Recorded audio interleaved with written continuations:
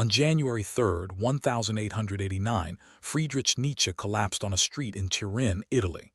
He had just witnessed a horse being brutally whipped by its owner. Something inside him shattered.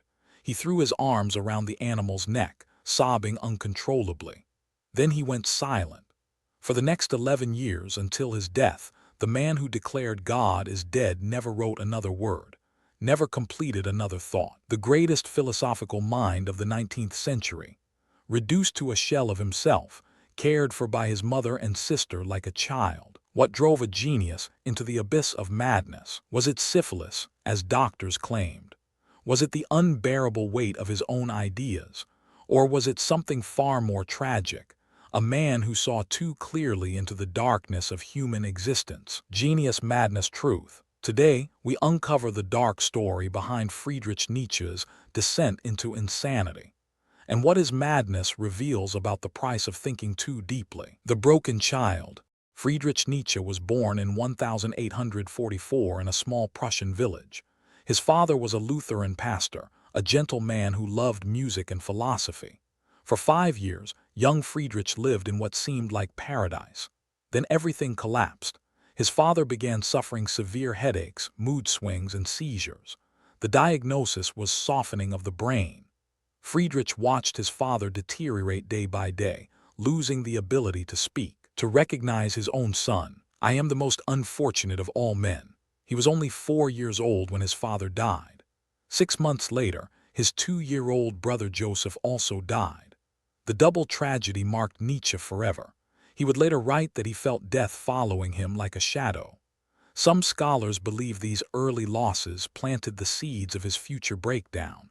A child who learned too young that meaning and love can be ripped away without warning. Lost shadow death. But this was only the beginning of his painful journey toward genius and madness. The lonely prodigy. By age 14, Nietzsche was already showing signs of extraordinary brilliance. He won a scholarship to Schulpforta, one of the most elite boarding schools in Germany. But brilliance came with a cost.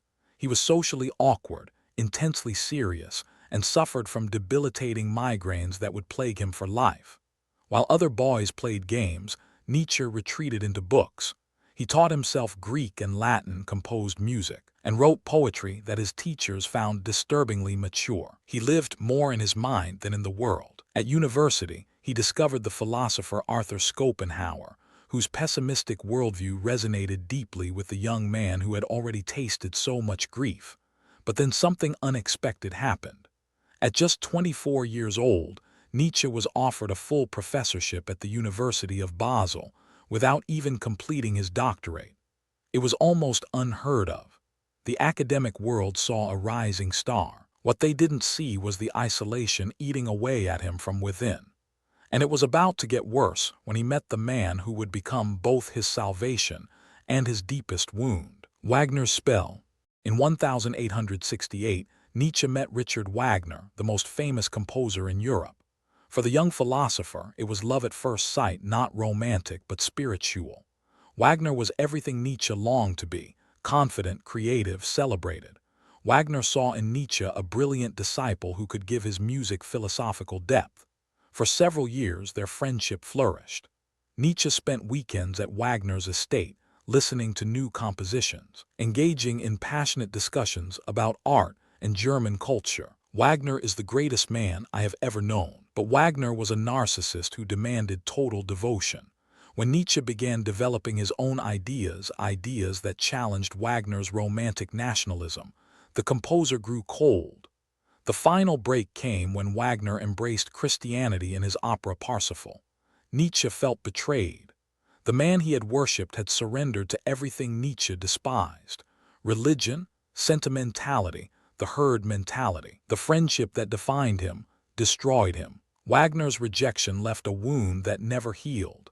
Nietzsche would spend years attacking Wagner in his writings, but the anger was really grief.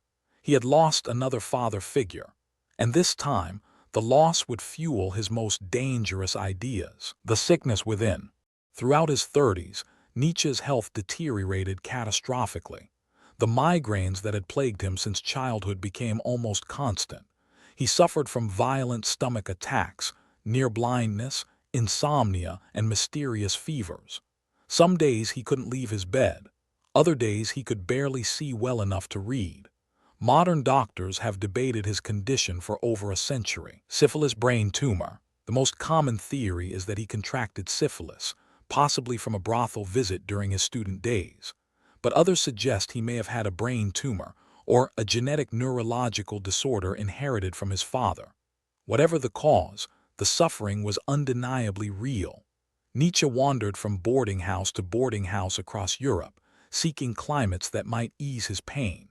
He resigned from his university position at 34, unable to teach anymore. I am utterly alone with my suffering. Yet paradoxically, his worst years of physical agony produced his greatest philosophical works.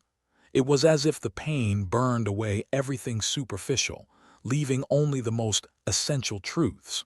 But what happens when a man in constant agony stares directly into the void? God is dead. In 1882, Nietzsche wrote 3 words that would echo through history: God is dead. But this wasn't a celebration. It was a warning. Nietzsche saw that Western civilization had built its entire moral framework on Christianity. Without God, there was no objective meaning, no inherent purpose, no guaranteed morality. Nothing. Most people, Nietzsche argued, would respond to this void with nihilism, a sense that nothing matters. They would become what he called the last men, comfortable, mediocre creatures who seek only pleasure and avoid all difficulty. God is dead, God remains dead, and we have killed him. But Nietzsche wasn't content to simply diagnose the problem. He wanted a solution. What if humanity could create its own meaning? What if, in the absence of God, we could become gods ourselves? This was the birth of the Übermensch, the Superman, a being who transcends ordinary morality and creates values through sheer will. The idea was intoxicating. It was also dangerous. Create your own meaning. And Nietzsche was about to test these ideas on himself, with devastating consequences. Eternal return. In 1881, while walking near a massive pyramidal rock in Switzerland, Nietzsche was struck by an idea so powerful he wept. He called it the eternal return. Imagine, he proposed, that you had to live your exact life over and over again for all eternity. Every joy, but also every pain. Every triumph, but also every failure. Every moment of this exact existence, repeated infinitely. The same life, forever, again and again. For most people, this thought is terrifying. But Nietzsche saw it as the ultimate test of life affirmation. If you could embrace the eternal return, if you could say yes to living your life exactly as it is, forever, then you had truly overcome nihilism. But here's the dark irony. Nietzsche himself struggled to pass his own test. His life was filled with loneliness, rejection, physical agony, and romantic failure. Could he truly say yes to eternal repetition of such suffering? The thought of eternal return was his greatest burden. Some scholars believe wrestling with this impossible affirmation contributed to his mental collapse. He demanded of himself what no human could give: the lonely prophet. By the mid-1880s, Nietzsche was essentially invisible. His books sold almost nothing, sometimes fewer than 100 copies. He had no students, no followers, no academic position. His family thought he had wasted his potential.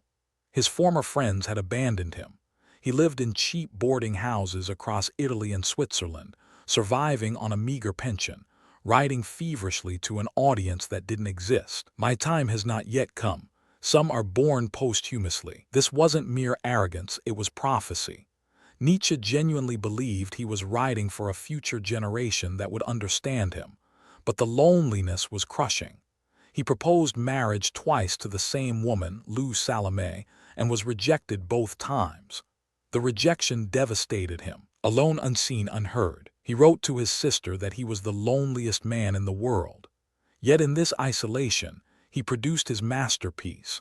Thus spoke Zarathustra, a philosophical novel about a prophet who descends from his mountain to teach humanity and is completely ignored. The parallels to his own life were painfully obvious, but even prophets have breaking points. The final frenzy. In 1888, something changed in Nietzsche. After years of struggling with his health, he suddenly felt invincible.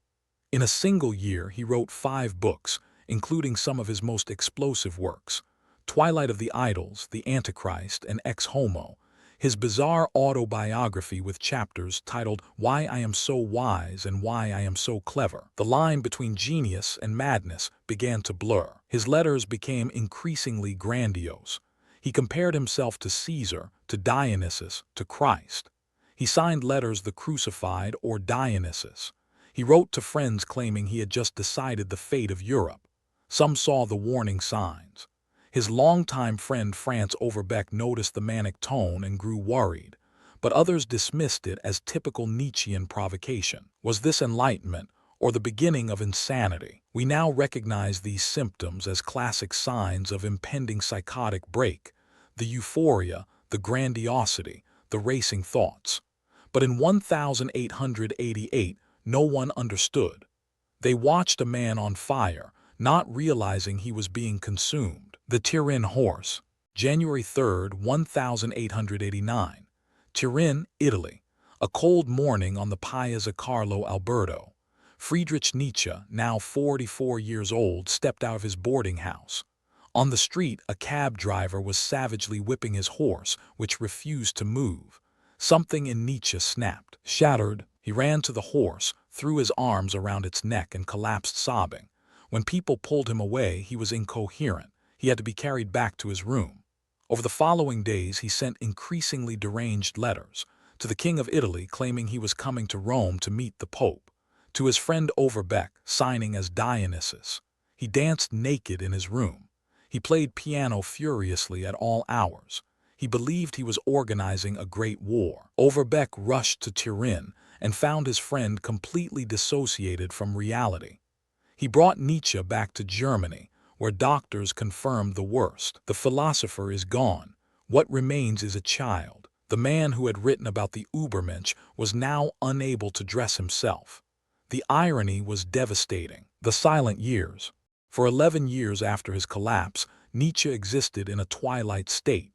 First he was placed in an asylum, then cared for by his mother in Naumburg, and finally by his sister Elizabeth in Weimar. He never recovered. He could speak only fragments.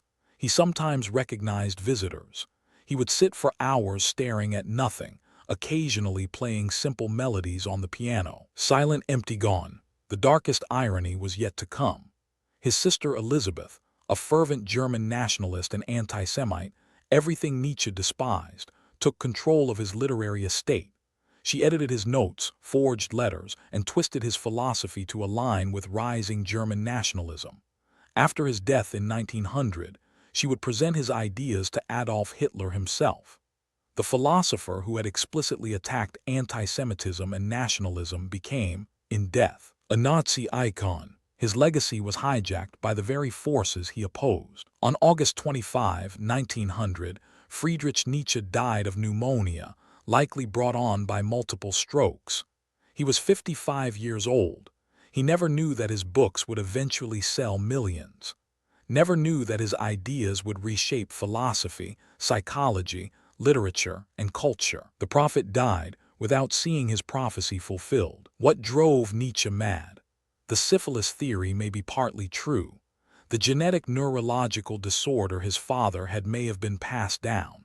But there's another answer, one that haunts anyone who thinks too deeply about existence. When you gaze long into an abyss, the abyss also gazes into you. Nietzsche spent his entire adult life staring into the darkest questions. What happens when all meaning collapses? What if there is no God, no purpose, no salvation? Can a human being create meaning from nothing? He demanded answers that may not exist. He tested his own philosophy against impossible standards. And perhaps the weight of those questions, combined with illness, loneliness, and rejection, simply became too much for any mind to bear. Genius abyss price. But here's what matters. Nietzsche's ideas survived his madness. His call to create our own meaning, to embrace life despite its suffering, to become who we truly are, these ideas changed the world. Jung, Freud, Camus, Sartre, Foucault, they all built on his foundation. Perhaps the lesson is this: some truths cost everything to discover. Nietzsche paid that price so we wouldn't have to. The truth is never comfortable, but it's always worth knowing. History has more to teach us. Subscribe if you want to learn. Until next time, stay curious, stay vigilant.